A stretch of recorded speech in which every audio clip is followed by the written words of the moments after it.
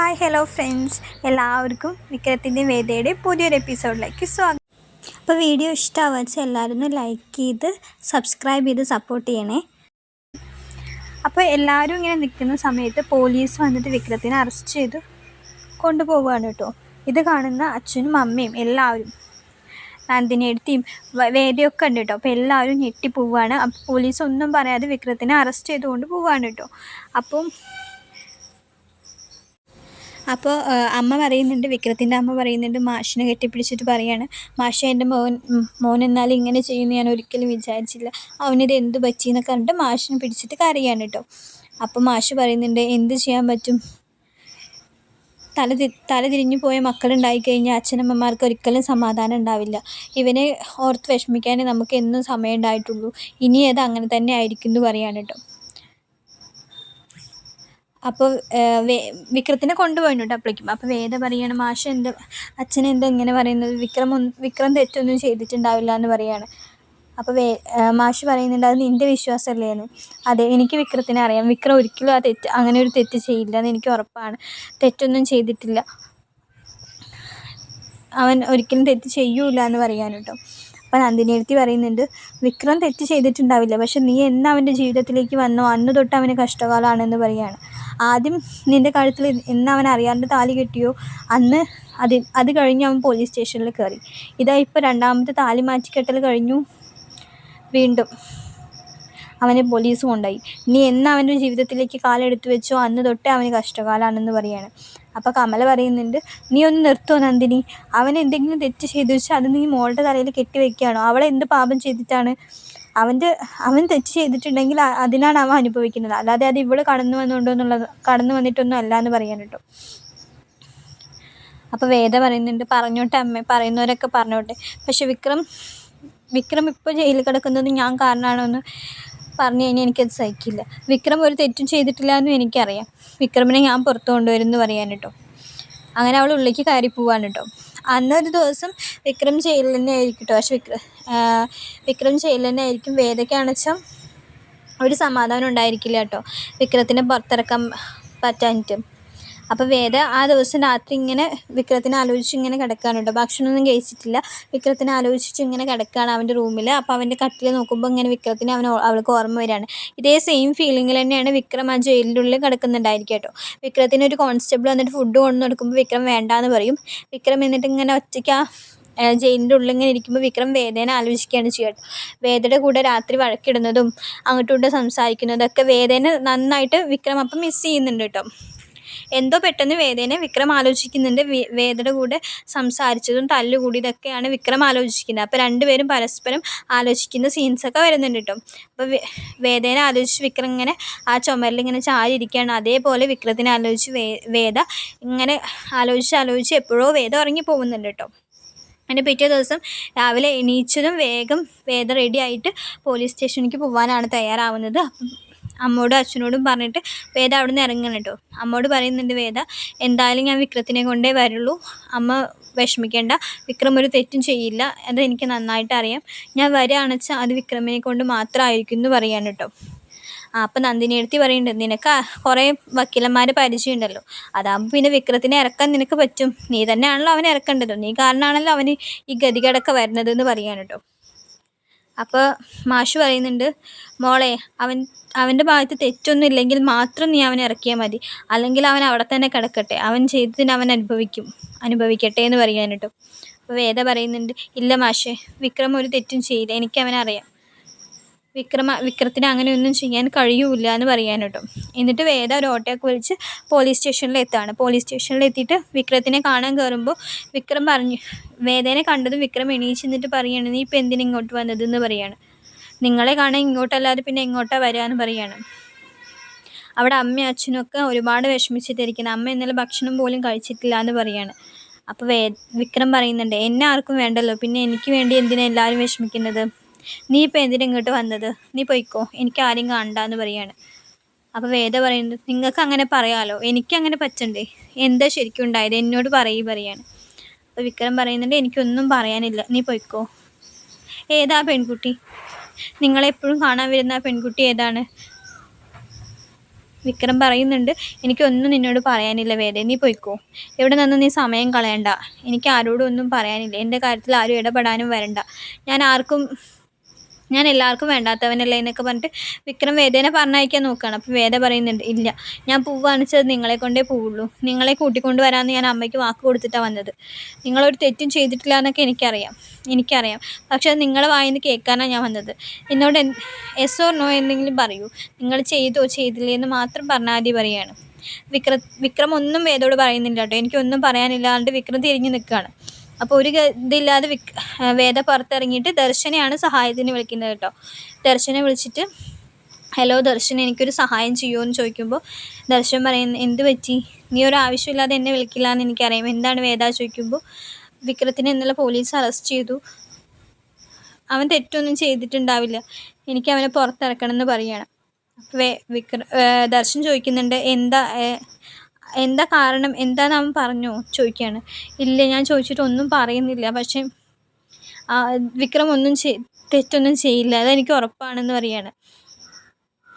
ഏതോ ഒരു പെൺകുട്ടി ഇടയ്ക്കിടയ്ക്ക് അവനെ കാണാൻ വീട്ടിൽ വരാറുണ്ട്, ഞാൻ ചോദിച്ചിട്ടും വിക്രം എന്നോടൊന്നും പറഞ്ഞിട്ടില്ല, ഇനി ആ കുട്ടിക്ക് വേണ്ടിയിട്ടാണോ അവൻ ചെയ്യൽ എനിക്കറിയില്ല ദർശൻ, എന്നെ സഹായിക്കണം എന്ന് പറയുകയാണ്. അപ്പോൾ ദർശൻ പറഞ്ഞു, ശരി ഞാൻ വരാം എന്ന് പറഞ്ഞിട്ട് കോൾ കട്ട് ചെയ്യുകയാണ്. അപ്പോഴേക്കാണ് അവിടേക്ക് ആര് വരുന്നത്, ആ പാർട്ടിക്കാരൻ വരുന്നത് കേട്ടോ, അവൻ്റെ ആ സാറ് വരുന്നത്. അപ്പോൾ ആളെ കാണുന്നതും വേദ ആൾക്ക് എന്തെങ്കിലും അറിയുമെന്ന് വിചാരിച്ച് ആളോട് ചോദിക്കാൻ വേണ്ടി പോകുമ്പോഴേക്കും വേദേനെ കണ്ടതും ആൾ നേരെ വേദയുടെ അടുത്തേക്ക് വരികയാണ്. എന്നിട്ട് പറഞ്ഞു, സാർ വിക്രം എന്തിനാണ് വിക്രമിനെ പോലീസ് അറസ്റ്റ് ചെയ്തത് സാറിന് അറിയുമെന്ന് ചോദിക്കുമ്പോൾ ആൾ പറയുന്നുണ്ട്, നീ ഇപ്പം അതൊന്നും ആലോചിക്കേണ്ട, നീ വീട്ടിലേക്ക് പോയിക്കളാ അറിയാണ്. ഇല്ല, ഞാൻ വിക്രത്തിനെ കൊണ്ടേ പോകുള്ളൂ, വിക്രത്തിനെ കൂട്ടിയിട്ട് വരാമെന്ന് പറഞ്ഞിട്ടാണ് ഞാൻ വീട്ടിൽ നിന്ന് ഇറങ്ങിയത് എന്ന് പറയുകയാണ്. വേദ, അതിനെന്നെ ഞാനും വന്നിരിക്കുന്നത്, പക്ഷേ ഇപ്പം അവനെ ഇറക്കി കൊണ്ടുപോകാൻ പറ്റില്ല, ഞാൻ ആദ്യം അവനൊന്ന് കാണട്ടെ പറഞ്ഞിട്ട് ഉള്ളിൽ കയറി പോവാണ്. അപ്പോൾ ഇയാളെ കണ്ടതും വിക്രം പറയുന്നുണ്ട്, സാർ ഞാനൊന്നും ചെയ്തിട്ടില്ല, ഇൻസ്പെക്ടർ മനഃപൂർവ്വം എന്നെ കൊടുക്കാൻ വേണ്ടിയിട്ട് ചെയ്തതാണ്, ഞാനൊന്നും ചെയ്തിട്ടില്ല എന്ന് പറയുകയാണ്. അപ്പോൾ ഇയാൾ പറയുന്നുണ്ട്, എനിക്ക് മനസ്സിലാവുന്നുണ്ട്, ഇത് ഇൻസ്പെക്ടറും ഇതിൽ ആ ശ്രീകാന്തിനും പങ്കുണ്ടെന്നാണ് തോന്നുന്നത്, നമുക്ക് അന്വേഷിക്കാമെന്ന് പറയുകയാണ്. പറഞ്ഞിട്ട് നീ വിഷമിക്കേണ്ട.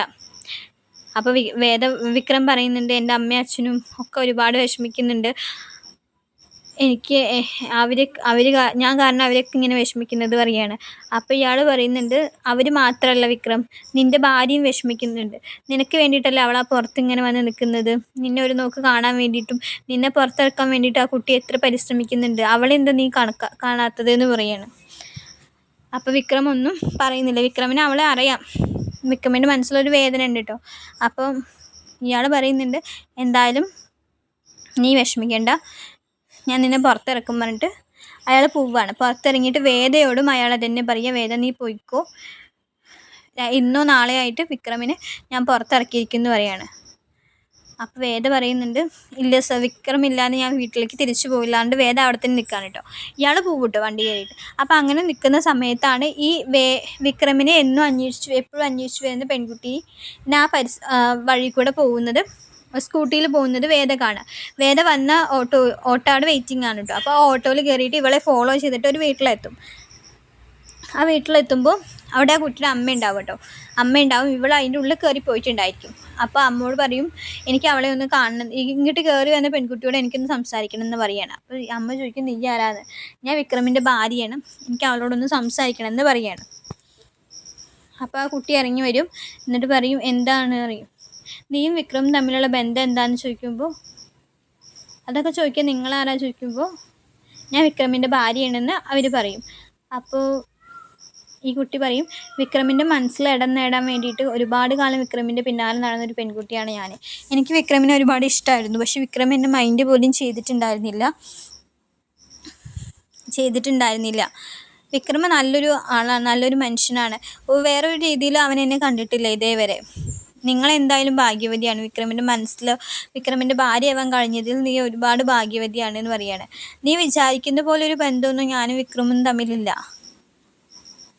ഞാൻ അവനെ ഇടയ്ക്ക് കാണാൻ വരാറുണ്ട്, പക്ഷെ അത് വേറൊരു ഉദ്ദേശത്തിനല്ല എന്ന് പറയുകയാണ്.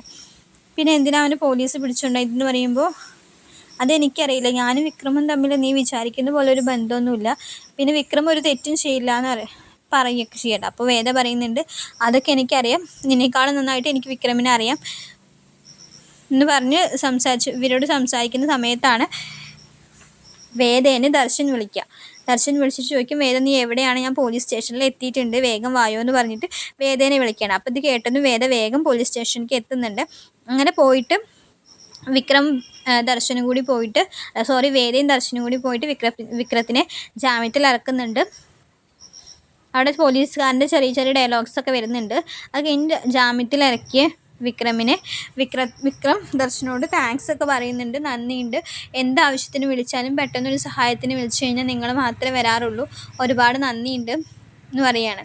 അപ്പോൾ ദർശൻ പറയാണ്, നന്ദിയൊന്നുമല്ല, നീ തെറ്റ് ചെയ്തിട്ടില്ല എന്നുള്ള ഉറപ്പ് വേദയ്ക്ക് ഉള്ളതുകൊണ്ടാണ് ഞാൻ വന്നത്. എന്തായാലും ശരി,